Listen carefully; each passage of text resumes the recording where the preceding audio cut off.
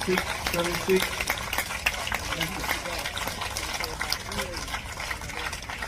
Hello and welcome to episode 10 of the Tennis Asia podcast, and it is a Wimbledon draw special, what with first round ties having been locked in just a couple of short hours ago. And joining me to dissect the draw and therefore the prospects for players from this part of the world is Mr. Tennis Asia himself, Eddie McGee. Eddie, it's like Christmas, isn't it? But with less annoying music and maybe more crying. Yeah, we're already here. It's only been 5 days, or even less. I don't even know. But yeah, here we That's are. right, yeah. Wimbledon's upon us, and yeah, there's a lot to look forward to. And yeah, I'm pretty excited. Well, the draws are out. They were made earlier today. The first round itself is around about 60 hours away from now. We're going to go through the women's and the men's, focusing on players from this part of the world. We'll start with the women's, as it was out marginally before the men's. And, we might as well start with, let's start with, obviously there was a dangerous floater in the men's in the shape of Berrettini, who I'm sure we'll mention later. A very dangerous one in the women's as well, from our part of the world, Naomi Osaka.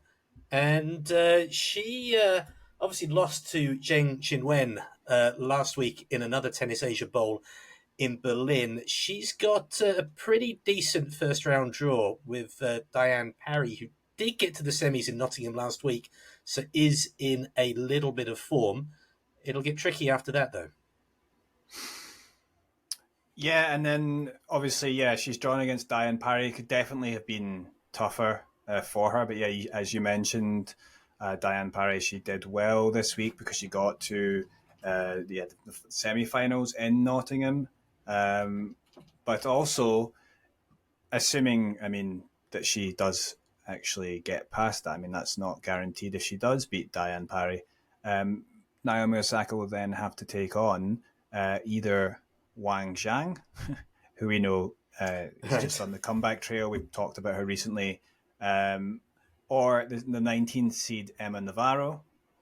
And yeah, so like you mentioned, Parry, a little bit of a run. I wouldn't say it was the strongest little run there. It's Nottingham, it's not the biggest tournament. But yeah, so Emma Navarro, who's the 19th seed from America, and she's currently playing in Bad Homburg in Germany, and is actually in the semi-finals at the moment, although she's a set down. So she's also coming into this with a little bit of form. But ultimately, as I say, it was such a short season, grass, right? Right. And obviously, Osaka's not had much chance to do much herself. She had a couple of matches under her belt. That was in Roosmalen, the tournament in the Netherlands. Right. She got to the quarters, right? And then she lost to Andreescu, who eventually got to the final.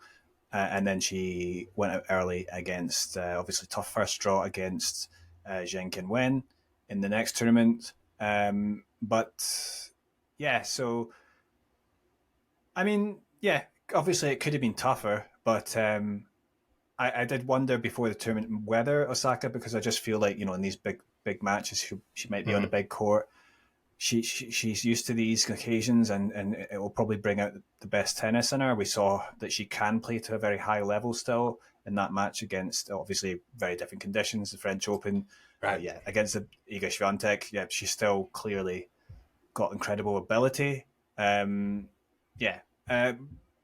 Maybe less comfortable in terms of how she handles the ball on coming at her on these courts, the grass.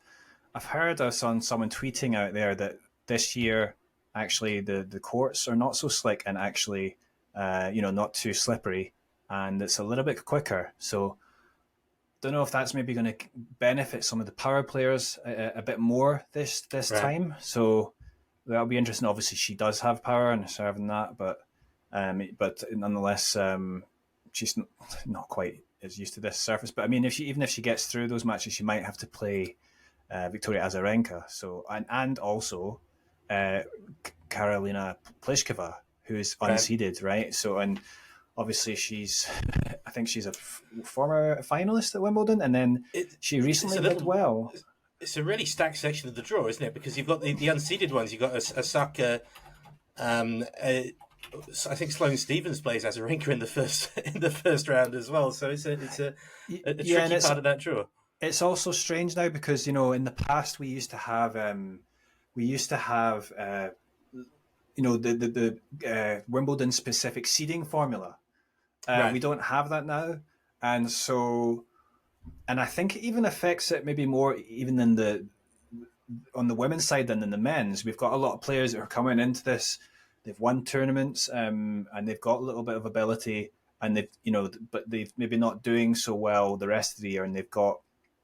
Yeah, so like obviously Pleskova is one of them. She's not seeded here, but she's just recently obviously been really good in the past. But then she did well in Nottingham. She got to the final and she lost in 3 sets to Katie Bolter. She also beat Ons Jabeur in that tournament. So right. Yeah, it's not a particularly easy section there, obviously for Osaka from her point of view. I don't imagine though the other players are going to be especially happy about having to face her either. So. And then that's just in that little section. And then you've got the second seed in Coco Gauff there. So whoever comes out of that, it could be Navarro, Osaka, Pliskova, Azarenka. They're probably going to have to end up meeting Coco Gauff in the 4th round. So tough section there. But something to look forward to, and we might get some good matches from it. Absolutely. And moving on to former champion Elena Rybakina. Well, she has a relatively straightforward opening round against the qualifier Rus. Things get very tricky in that section after that, though. Yeah, Rybakina, the 4th seed, former champion in 2022. Before the tournament, I was maybe expecting her to. I was looking at her as a favourite, maybe, to go on and win this tournament. Just think that even though she didn't have ideal preparation, I just think her game is just suits this well, and she had a good chance. But less than ideal preparation because she withdrew from a tournament through illness and then didn't play Eastbourne, withdrew from that before it started. But nonetheless, she's opening against the qualifier Ruse. If she does get through that one, which I expect she will, then she'll have to play Laura Sigmund or the Ukrainian Katarina Bendel. Those are matches I still expect her to get through, but nonetheless, then if she does get through, she has to play probably Leila Fernandez in the 3rd round, although Caroline Wozniacki is in there as well with the wild card. Leila Fernandez is now currently playing in Eastbourne, although she's got to the final. She just got to the final there, so coming into this in good form. And then also, if Rybakina does get to the 4th round, the other seeds in her section are Anna Kalinskaya, who lost the final to Jessica Pegula in Berlin. That was a very tight match. Pegula had to come from behind and win in a tiebreak to defeat Kalinskaya. But, big tournament, and she did very well there. And then the other section for Rybakina is Samsonova. So Ludmila Samsonova, who has a 4-1 record against Kalinskaya. Against Rybakina. And Rybakina did play her this year, and she got that first victory over her. Those matches have all come on hard court. So this will be the first meeting. If they were to play, it would be on the grass. So, I've heard that the grass this year is starting off a little bit less slippy, perhaps a little bit less slick, and a little bit maybe better for some of the big servers, the big hitters. So obviously that would benefit Rybakina possibly, but nonetheless it's a really tough section for her, and which puts into doubt my previous. I was tipping her maybe to go and win the tournament, but it gets really tough because then, even if she comes out that little section, the 3rd section, she may have to play in the quarters Ons Jabeur, twice runner-up, or Jessica Pegula, who, she just won that title in Berlin. She's obviously a great player, number 5 in the world. So, doesn't get any easier. Yeah. So. I was saying Pegula is actually my overall pick for the tournament, notwithstanding the loss to Raducanu last week. And it won't be Ons Jabeur, of course, because Ons Jabeur is going to struggle to get any further than past the machine, Moyuka Uchijima, in the first round. Yeah, I like that pick, I am by the saying way. that somewhat tongue-in-cheek, but... Jessica Pegula, though, I don't know. I think that's not a bad pick. She plays well. That wasn't the tongue-in-cheek bit. There was more the machine bit was. Oh, sorry. Yeah. The tongue-in-cheek bit. Yeah. So Uchijima, yeah, of course, yeah. I mean, yeah, we covered her before. She was our player of the week or player of the month, pretty much, for her player of the exploits. Her massive rise through the ranks, and yeah, she's now up at inside the top 70, right? So, brilliant for her. But then most of that is because of her form on the grass, not on the grass, right, on the clay. On the clay, she doesn't have much grass experience, and then she has to play Ons Jabeur, who is obviously twice runner-up here. Yeah, I'm not expecting Uchijima to get through that one. Jabeur maybe hasn't been in great form though recently, but then nonetheless, I would still be expecting her to get through against Uchijima. Maybe nice though for Uchijima to get that sort of big tournament experience again. She had it last time against Sabalenka. Unfortunately, she lost that one 6-2, 6-2. But yeah, for Uchijima, I'm not expecting too much. Sure. Bai is also in that section who qualified. She was the only Asian player amongst the men and women to actually come through qualies. And she was a little bit responsible for that as well, because she put out podcast favorite Tara Rudy in the second round before beating Zarina Diaz in the final round. She's currently top 100. She got to the second round, I think you said, or you were telling me before we came on, and she's got Harriet Dart first up. Yeah, she's obviously come through qualies. She reached the second round last year at Wimbledon. Does seem like the quicker sort of courts do favour her. Yeah, she's obviously I think she's inside the top 100 a bit fairly comfortably now. But obviously, I think her ranking must have dipped a bit before the entry cut off for the tournament, which comes about 6 weeks before the start of right. the slams. So but against Harriet Dart, Harriet Dart hasn't done too bad. It's obviously maybe you don't always want to play a home player, but I don't know if that's always true, because like the atmosphere can help players even if you're not being favoured by the fans there. But I do think you're not being pressured by the fans either. So.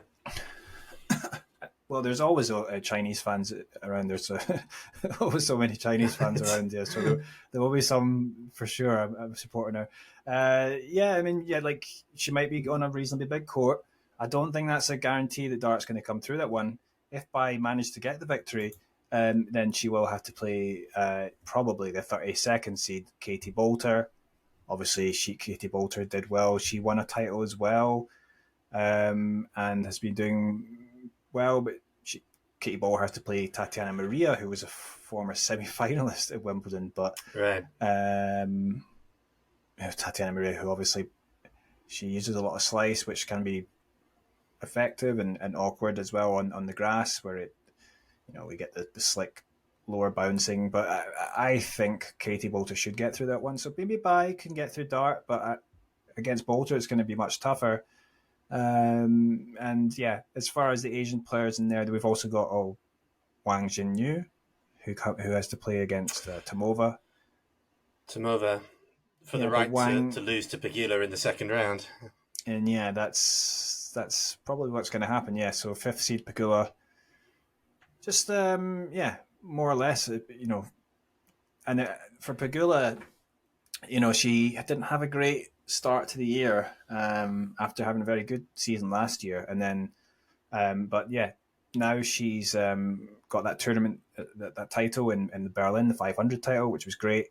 So I definitely expect that she'll be able to come through. Might be an interesting battle between Pegula and Bolter in the third round, but we'll see how that goes. Okay, moving to a different on. section of the draw, and the eighth seed, of course, is Zheng Qinwen. After she beat Osaka in Berlin, she then went and lost to Siniakova in straights in the next round. But obviously, seeded eighth here, she looks to have a comfortable opening match against the Kiwi Swiss US college product and qualifier, Lulu Sun. She's in the same section of the draw as Raducanu and Sakari. Yeah, Lulu Sun. Yeah, previously for Switzerland. And she was also formerly known as Lulu And we know Switzerland Radovcic. doesn't produce tennis players. I mean, she was also called Lulu Radovcic before. Okay. So maybe you might have remembered her as that, but yeah, that was But anyway, but now Lulu Sun, qualifier for Zheng Qinwen to open up against. Pretty good draw, you would have to say. And then she might play Alison van Oitvank or Yulia Starodubtseva of Ukraine, who is a qualifier. Pretty good couple opening potential first and second round there. So for Zhang, she's the eighth seed, but she's not so comfortable on the grass, although she had that good victory against Naomi Osaka. She did lose in the next round to Siniakova in straight sets. Obviously, with Zheng, we did talk about maybe the conditions might be a little bit quicker this year. That could be benefit to Zheng, but she has to make sure that she gets those first serves in. When she does, she's so effective. I mean, she can definitely get a lot of aces. She's hit a lot of aces against Naomi Osaka. Right. She'd be do well to do that. And then there's the other seeds that are in her section. Pavlyuchenkova. That's not too bad. That would be the first seed that she could face. So she's not been in particularly good form recently. And then Alexandrova or Sakari, it definitely could have been tougher for her. It's just a question of can she take advantage of this draw? For her to go, even to the fourth round would be very good for her on Wimbledon. Result. So, yeah. Alexandrova, that's a tough player, but she might lose to Raducanu. I don't know who's going to win that one. That's a pretty interesting tie for me. I do think though that perhaps because Alexandrova, she does have this sort of like she has good ground strokes and she likes to attack like that, which I think is possibly. I think Raducanu prefers it when she's able to get in a rhythm like that. So I mean, yeah, it'll be an interesting match though. But Sakari, ninth seed, but Maria Sakkari, but that's she's not been doing too much recently that would convince me that would be. But from that section, you've got to say, well, I mean, Shang, she might get to the fourth round, but I know that like all of those players are going to be fancying their chances to get through. So it'll be interesting to see who actually does get through. Now Habino's there of Asian interest, Japanese player. She has to play Elise Mertens, but then would probably have to, if she does come through that, play Alexandrova, she will have to play Alexandrova or Raducanu. So those are not. It's a very tough one. And then perhaps it is a chance. So Zheng could actually get through to the quarters. However, if she does, probably awaiting for her is Arina Sabalenka, or potentially. Well, she's seeded 8th, so she should expect to meet someone seeded higher than herself if she does get through to the quarters, I guess. That's what a couple of other Asian players in it. Wang Jiyu placed Donna Vekic for the right to get Sabalenka in the second round, which links up with that part of the draw. Wang Yifan has Shmiedlova. Madison Keys awaits in round 2. I know one you were sort of interested in is Putintseva versus Kerber. Just like obviously in the Swiatek part of the draw. That's right. Yeah, this first section with Swiatek. Swiatek opens against Sofia Kenin. I think that's not too bad for her. But then, Yulia Putintseva of Kazakhstan. She is going to play the former champion. It's been a while ago now that she won that, though. That was Angelique Kerber, who's been given a wild card. And yeah, of course, the Wimbledon are going to give her a wild card if she's a former champion. If she wants it, that's not too surprising. But it's obviously Kerber. She can play on the surface. But Putintseva, she actually won a title. On grass. So coming into this, so she's coming in good form. I don't know if that's going to be enough necessarily to take her through very far, because obviously she's got Swiatek coming up. But yeah, she won that title in Birmingham, and she beat Tomljanovic in the final. Although and then she didn't play in Bad Homburg. She was going to, but she didn't play. But yeah, now coming here to play, Angelique Kerber. Potentially interesting. The winner of that would play Siniakova.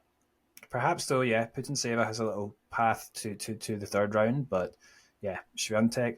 I think Swiatek's in the space now where obviously she won that title, the French Open.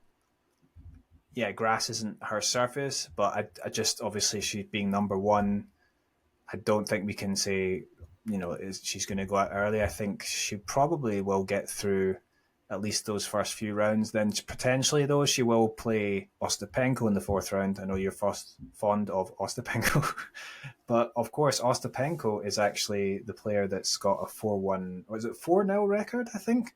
Ostapenko against Swiatek. So one of the few players that has a winning record against her. Ostapenko, though, opens against Tomljanovic, so there's definitely no guarantees that Tomljanovic has got wild cards, so there's no guarantee that Ostapenko, you could easily see Ostapenko crash. We'll still be in the tournament by that point. Yeah. But if she does get there, maybe, Well, if she does go there, I mean, we know she's got the tools to go deep on grass. So anything could happen. One other tie of kind of, I'm not sure it's going to be of much interest in terms of the result, but Zhang Shui against Kasatkina. Zhang using her protected ranking. For Daria Kasatkina, you would have to imagine she's pretty happy with that opening draw. Handpicked that draw, yes. Because Zhang Shui, she's a doubles player, and she's obviously focusing mostly on that. But I think that she has, a really long losing streak now in singles. So I'm not expecting that to change suddenly. So it was Kasatkina. So she just beat Raducanu, right? And so she's currently playing in Eastbourne semi-finals. She's actually up. It's in the final set, the one set each, but actually she's down a break against Paolini, but still early in that third set. Nonetheless, so it's just showing that she's playing not bad. And Kasatkina's she's more of a clay court player, but she is quite a tricky sort of player that she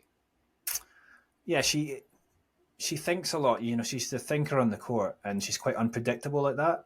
And I would say that's why she's able to do well even on grass, even though she's able to get results on all the surfaces. That's going to be really difficult for Zhang. I do expect Kasatkina at least to get through to the third round. Okay, because at least the third round. The women's. The women's side, are you sticking with Rybakina as your overall for the tournament? For the tournament, yeah. Yeah, Rybakina. I'm honestly doubting her now. I think that actually looking at the draw,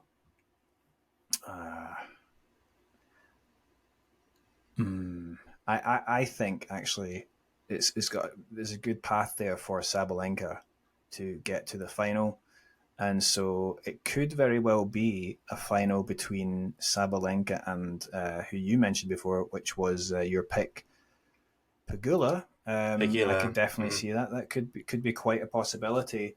So unfortunately for Tennis Asia.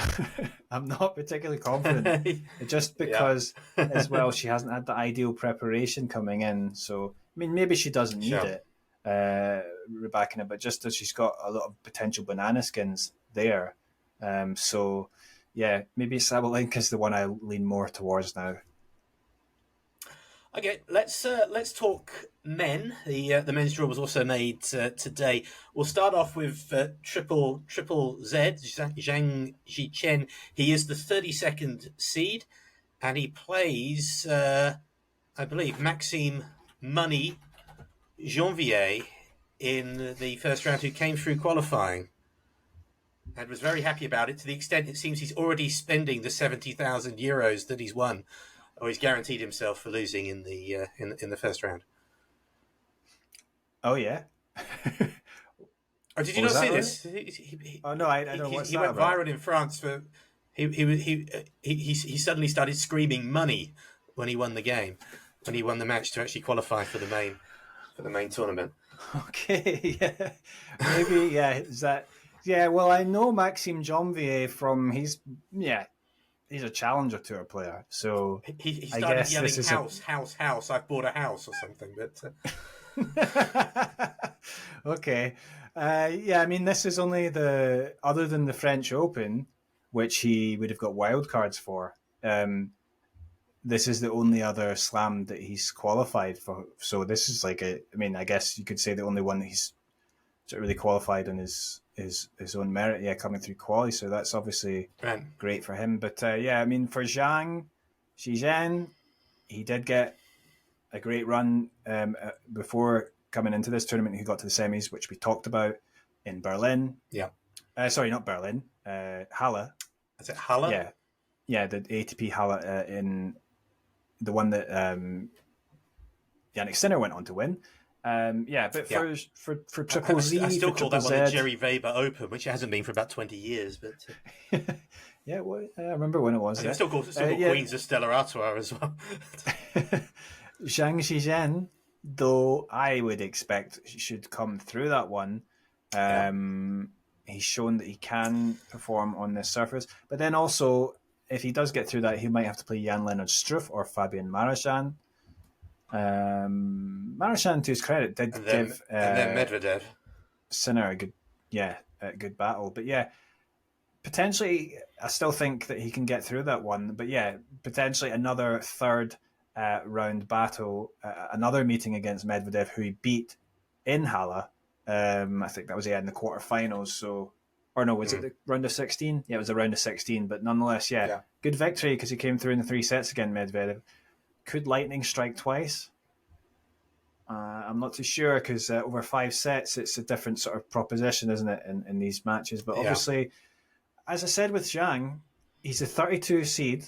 This is obviously it's historic actually for Chinese players. It's the first Chinese man to be seeded at a Grand Slam, so that's amazing for him. And as I said, he just keeps sort of surprising people by just steadily going up and up and up. So we'll see if maybe he could actually give Medvedev a scare again and take that match. Yeah,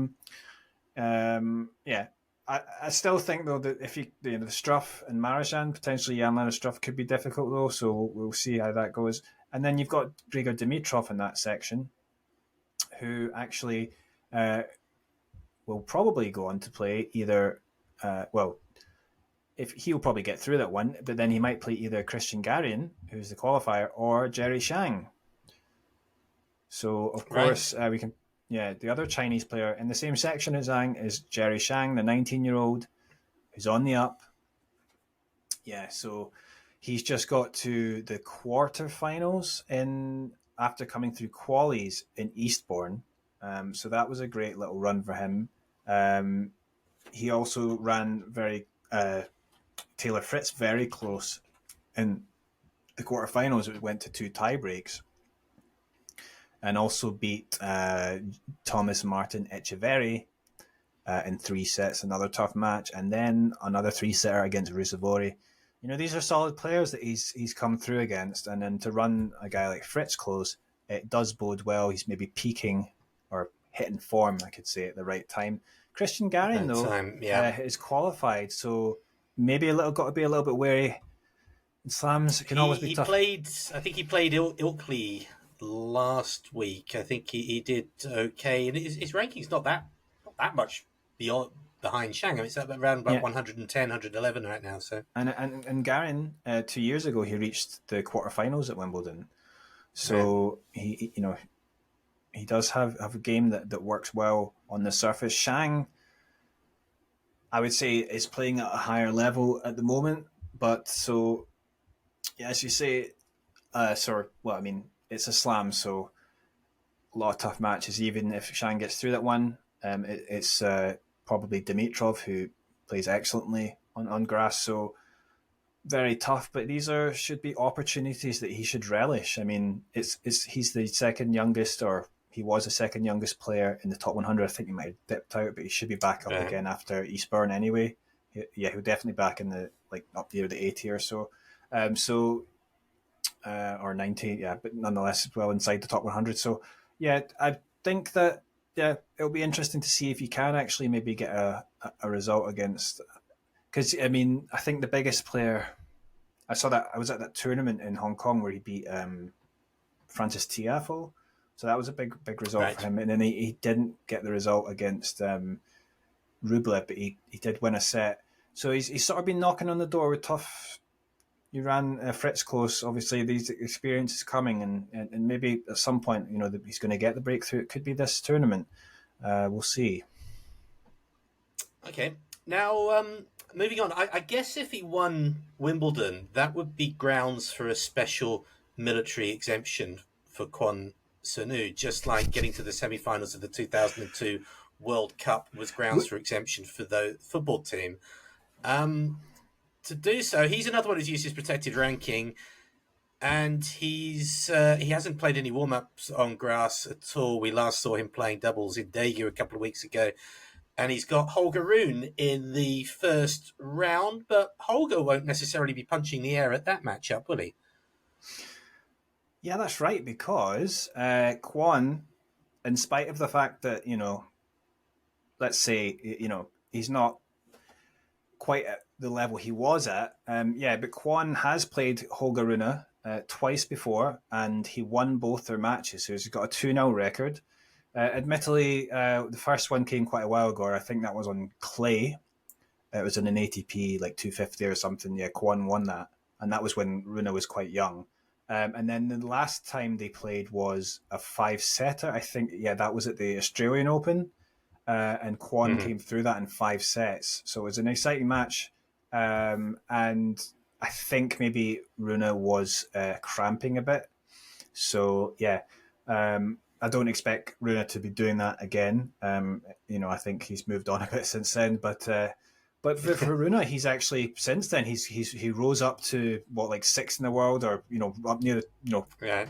playing brilliantly, won a Masters title, and since then he's fallen down a bit. So, and then I wouldn't say that that his grass is his best surface, right? He's Right. he's got a great. I mean, he got a quarterfinals before, so we shouldn't discount him on that. But like, I think he can play on any surface really. But I mean, probably clay is where he's going to have more success. But for Kwon, I mean, I would say that it could be a tricky one for Rune because Kwon, he might not get the win, but I would say that most of the time when he has played in slams, I feel like he's done pretty well by his own standards. If you know what I mean, right? Mm-hmm. He's had some decent, because you Yeah. remember, and we think also back to Wimbledon, he played Djokovic. He took a set, and that was quite a good match. That's right. Yeah. I remember matches that he's played against Shapovalov. He's played against. I mean, obviously, recently he got a victory straight sets against Rusevori. Kind of wasn't expected, and then he gave Right. Korda a pretty decent match. So he seems to enjoy these occasions. So I don't think he's going to have much pressure of Kwon. He hits pretty flat. His service is quite good for his height. So it's it'll be interesting to see how it goes. That one, it could be a good match. it's not necessarily in our purview, but we can say it is because he spent a lot of time on the Asia Challengers swing. But were Kwon to come through that match, he could potentially play the wild card, Paul Jubb, in the second round, who just got the victory of his life. Yeah, Paul Jubb. Yeah, who just beat Ben Shelton, who was the number one seed in Mallorca. Yeah, Yeah, who's ranked 14 in the world. So yeah. yeah, so whoever comes through that one, I don't think either Runa or Kwon probably still Runa will get through. Having to play Jubb, that's not ideal. But then Thiago Seyboth-Field, he's a young ish player where he's 24 now, but I think this is his first Wimbledon that he's playing now. Yeah, Jubb with the way he's playing, you'd fancy him to get through that one. In that section, I mean, it's hard really to look past Runa. I think if Kwon if he beats that, that's yeah, just he'll be happy to probably just to take his monies and move on to the what is it, the Olympics? Right. The Olympics. Maxime Janvier, yeah. The Olympics is the do or die, really. Yeah.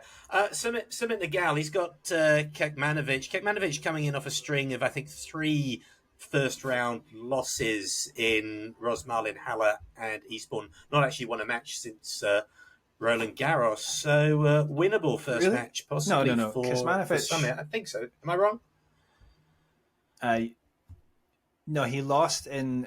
So Kecmanovic, he lost in the tournament in the Netherlands, Rosmalen, and then he lost in Halle. But he actually did win a couple matches in Eastbourne. So he beat Triple Z in that first match, and then he just beat Sebastian Baez, but then lost to Max Purcell in the quarters. So I mean, at least he got a few matches under his belt.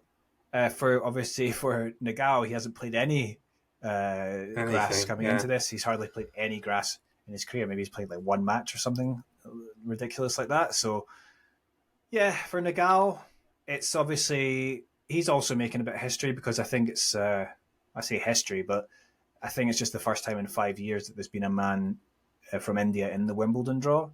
So in the singles anyway, we've had a lot in the doubles, but for Nagal, it would be amazing really for him just to be able to, if he can get a victory, maybe he can get like a little bit closer than I mean, because the match in Roland Garros, he played against Karen Khachanov. I think he got bageled, and the last set was a bit closer, but he lost in straight sets. So he may be hoping to do a little bit better this time.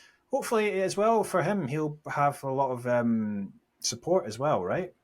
Because there's always Indian fans around. So mind you, there's always a lot of Serbian fans around as well. So yeah. I mean, that's what makes these. I like these early rounds as well. You see a lot of, let's say, maybe the less typical tennis fans coming up, and it makes a good atmosphere on these outer courts. So I look forward to that. And watching qualifying, even with the big crowds around those courts for qualifying as well. There's a big sort of vibrant occasion, certainly beating. Well, say obviously the Challenger Tour, but beating some of the 250s in terms of atmosphere and occasion. So and also in terms of the stakes as well. A little note on Nishikori. I believe he's got a tough, potentially tough first round match. I think is it Arthur Rinderknecht, who's been up as high as 50 in the world. I mean, I think for Rinderknecht, never gone beyond round 1 at Wimbledon though. But I would say it's not too bad for Nishikori actually, because Rinderknecht, he's never won a match at Wimbledon. He is a big, tall guy that can serve well, and so he does have that in his locker. But hasn't had that success on grass. For Nishikori, though, of course, he's really struggling physically. It still wouldn't surprise me if he had to withdraw, but I think at this point he's probably going to play. If he does get through that one, though, which he could do, but grass was never his strongest surface, and then he might have to play against Fritz or O'Connell. It was probably going to be Taylor Fritz, right? The Taylor Fritz is doing well in Eastbourne, and he's had good results in the past on grass. Fritz himself has what was his best result? Yeah, he reached the quarters 2 years ago at Wimbledon. So, and yeah, I mean, he's a great player. So, yeah, Nishikori, I think, yeah, he'll just be happy to get through that first round and then see what happens in the second round. Unfortunately, Nishikori was such a high performing player. It's just a shame that that's where he is just now. But there's another couple of Japanese players though as well in the draw. Right. Well, Nishioka is obviously in the draw as well. Again, not necessarily the easiest path through. Yeah, I mean Nishioka though, he did get a few results recently though, didn't he? Yeah, so he'd drawn against Nuno Borges, or Nuno Borges, I should say. That's how it's pronounced. Nuno Borges of Portugal. He's had quite a few results this year. Nishioka came through the qualies in Eastbourne, and he got to the quarterfinal, where he lost to Alexander Vukic, who was the player that he beat in qualies, but Vukic got in as a lucky loser. So that's happened before, That's happened. Didn't that happen in Miami as well, or something? Well, remember we talked about Kwon Soonwoo. Coleman and Kwon Soonwoo was the last man to actually win a title as a lucky loser. That was the beginning of last year. And he lost to Thomas Makac, and then and then got in as a lucky loser. And then the first round he played Thomas Makac and beat him in straight sets. And so that was very apt, I think, lucky loser then. No, it's just some.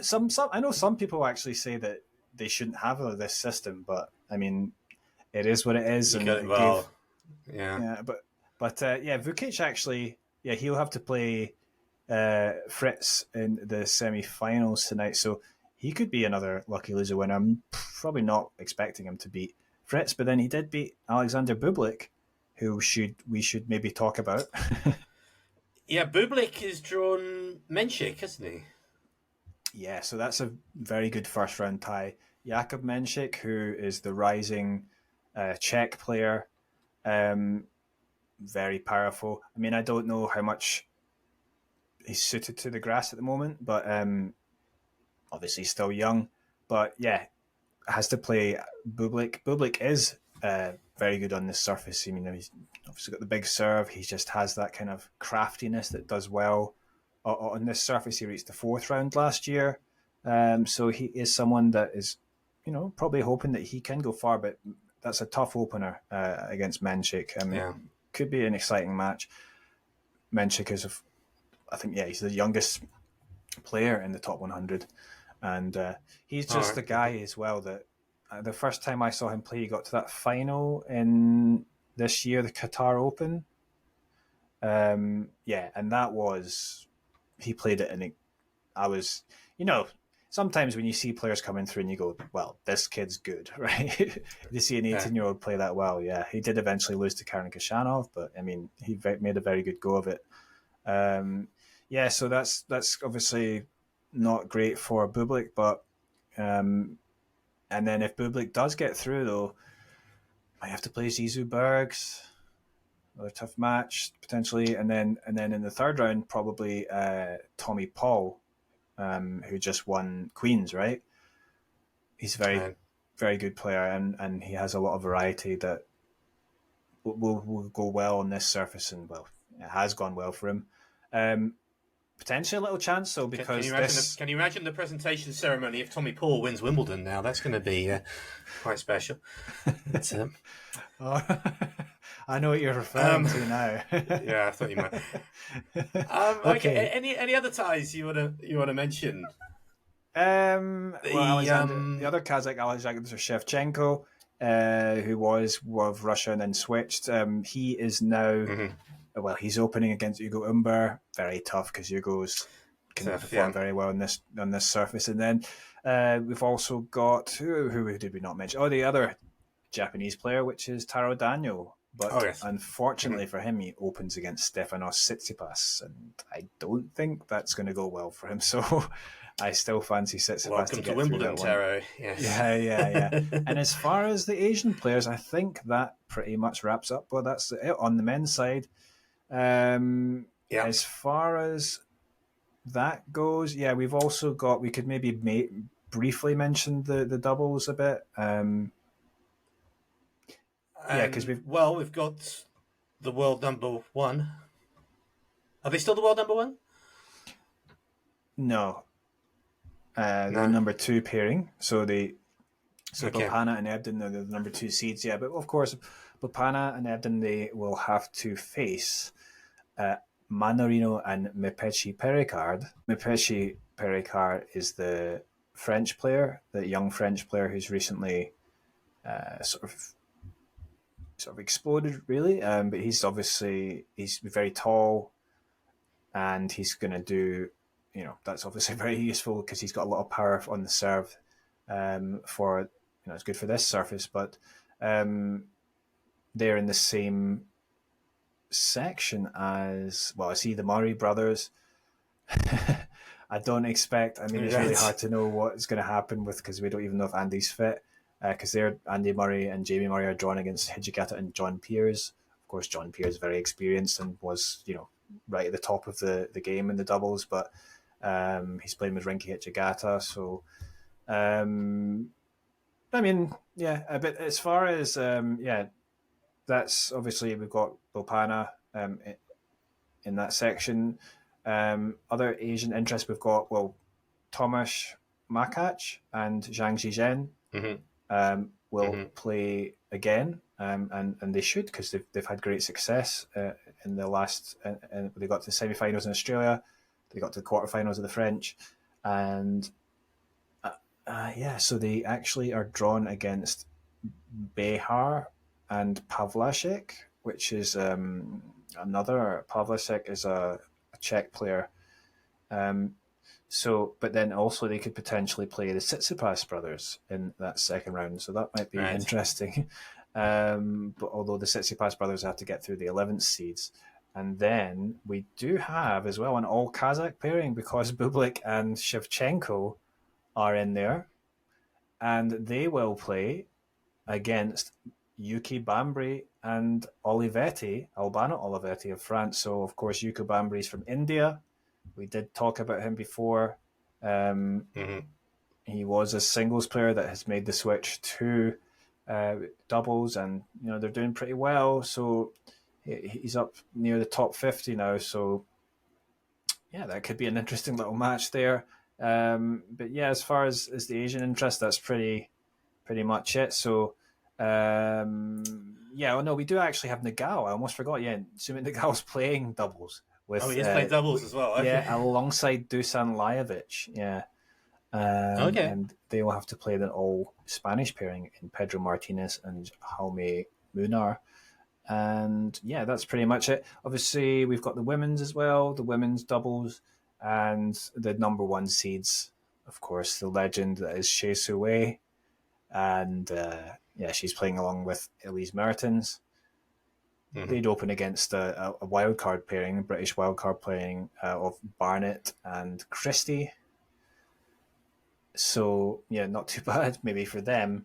I would expect them to do well again. And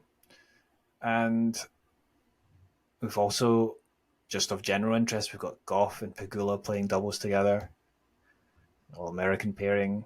Kennan and Matic Sands as well. That could be the first seed that Shea and Mertens play. And then we've also got Leila Fernandez is playing alongside Ena Shibahara, who, of course, we've talked about before. So that's an interesting pairing. And they will be up against the Chinese pair, Go Han Yu and Zhang. That's Zhang Jinyu. So, they're the doubles pairing. And further down the draw of Ena Shibahara's former doubles partner, which was Shuko Aoyama. She's still playing along Serbian player Aleksandra Krunic, so they will have to face, though, the seventh seeds Dolhide and Kravchik. So, yeah, difficult opener there for them. And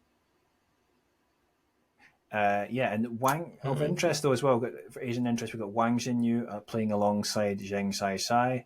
So Shang came back recently and has been doing well. So that's potentially, obviously, they're coming in with a protected ranking, unseeded. They'll have to play against Garcia and Mladenovic, but they could be dangerous floaters in the draw. And I think, well, yeah, I think that pretty much wraps up as much as we need to discuss. So the doubles. I remembered I actually didn't ask you who your pick was. I asked you who your pick was for the women's. I didn't ask for the men's. I'm gonna guess it's Sinner. Or is it going to be the winner of Sinner and Berrettini in round 2? Wow, yeah. So you just reminded me, because that's the Swiatek and Osaka of Wimbledon, isn't it? But the thing is, though, Berrettini, though, is he quite? Despite I don't think Yannick's going to be too happy about that. Funnily enough, he's drawn against another Yannick. In the first round, Yannick Sinner. He's drawn against Yannick Hanfmann of Germany. He should get through that one. Berrettini, though, awaits in the second round. Berrettini will play Marton Fucsovics. Berrettini, of course, he's not at the level that he was. He lost to Jack Draper. Right. Draper won that title, his first 250 on the grass. Berrettini, the thing is, he does have that serve, so if he has a good day, he's going to have his chances. Having said that, Sinner is an exceptionally good returner, and I think even in grass, he's worked that out. So I don't think I think Sinner will have too much for him, but yeah, it's really not ideal. And Berrettini absolutely can give him a tough match. But yeah, as far as getting through, if he can get through that, then I would still expect Sinner to make the final and, probably win it. But the point is, the problem for him is that he's got Alcaraz in his half of the draw, and so he could face Alcaraz in the semi-finals. And Alcaraz, I would say, has a fairly easy path, but although Alcaraz has to play Francis Tiafoe in the third round, or potentially Hugo Umbar. These are guys that do well on grass. Alcaraz is interesting, though, because, I don't know. Maybe it's weird because he obviously he's a great player and he's won his third slam at such a young age, and I still feel he's at that sort of elite level, that you'd put up with the sort of big three, let's say. But at the same time, his level's quite up and down in matches. I just wonder if perhaps that he catches someone on a streak on a surface like grass, which can be fine margins, because when it can be difficult to break players sometimes. So, but it'll be interesting to see. I don't know if he's going to have any slip ups, but it wouldn't surprise me that much if Alcaraz did lose before that he reaches that semi final, because he might have to play Tommy Paul, like we talked about in the quarters. And I mean, Tommy Paul's playing at a very high level. So, but now and then we've also got Djokovic, who was playing, and a lot of us weren't sure if he was going to play, or kind of expecting him not to. So it's really hard for me still, though, to go against Sinner, because he is the number one player in the world, and I just think that after that, title in Halle, he just looked good. So, and Djokovic has got a good draw, though, because he could get to. I would say that until the quarters, he doesn't really have anyone that I would be too worried about. Of course, we talked about Rune, but I think that the big test for him will come in the quarters against Hurkacz, who will probably get through. So Hurkacz, former semi-finalist, he has a big serve and he has the game that's naturally good for this surface. So And then in the semis, he would face either the seeds that could be Zverev, Fritz, Korda, Tsitsipas, Rublev.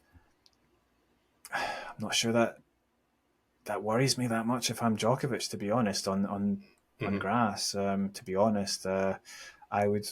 I mean, Jack Draper's there. Yeah.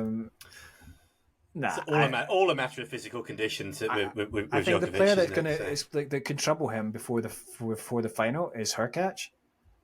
Otherwise, I would expect Djokovic to get through. And so, I mean, a Sinner versus Djokovic final would be very interesting. We haven't had that because we know that Sinner beat Djokovic at the Australian Open, but that was in the semi-finals, wasn't it? So, right, yeah, okay. Thank you very much for coming on doing this preview. As I said, it's not just Christmas; it's Christmas and all your birthdays come at once. Wimbledon around about 48 hours away. I believe it's on television here in Korea. I think it's is it TVN? Is it TVN? TVN? Yeah, the TVN, TVN. If you want to get all the courts, I believe. Hopefully, all the courts, right? Yeah, hopefully they'll show them all. So, otherwise, you can. For a tip for everyone out there, I'm sure we'll find a way. Yeah. I'm sure we'll find a way. We won't advertise that, but yeah. Okay, thank you very much. I'm sure we will be discussing at least at the midway point of Wimbledon. Hopefully, we still have some tennis Asia interest in there. But for the time being, thank you very much, and speak to you soon. Okay, cheers, Alastair.